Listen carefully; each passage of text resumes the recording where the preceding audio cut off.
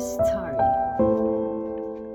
Ang nakaraan, habang sila ay nag-harvest ng mga gulay, biglang dumating ang kapitbahay ni na Lola Tikya at Lolo Kokoy. Aling Tikya, pwede po ba ako makahingi ng malunggay? Oo naman, Perla. Kumuha ka na rin ng mga gulay. Salamat ng marami, Aling Tikya. May bisita pala kayo?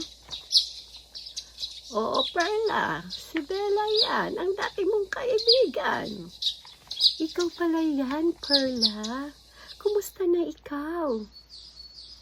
Ang ganda mo naman, Bella. Okay lang naman ako. Nasasanay na din dito sa bukid. Mabuti naman, Perla. Anak ko pala si Ana. Hello, Ate Perla. Kumusta po kayo? Kuha po kayo ng gulay dito, ha? Samahan mo na rin ng prutas. Ang bait mo naman, Ana.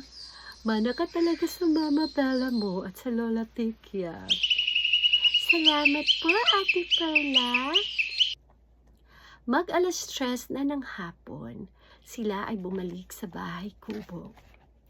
Gregor, Belang, bukas na ng madaling araw kayo umuwi, ha? Ihanda niyo muna ang mga gulay at prutas para di kayo mahirapan. Opo, Nanay Tikya. Ako na ang bahala dito. Nanay Tikya, pwede po ba kaming magpasundo ng tricycle bukas ng madaling araw?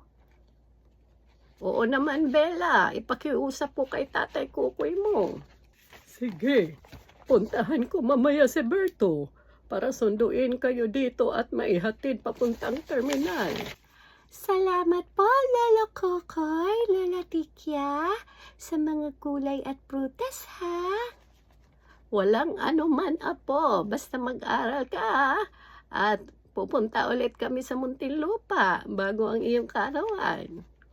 Yehey! Ang saya-saya ko talaga, Lola, Lolo. Sa sobrang tuwa ng bata, niyakap ni Ana ang kanyang lola at lolo Kokoy.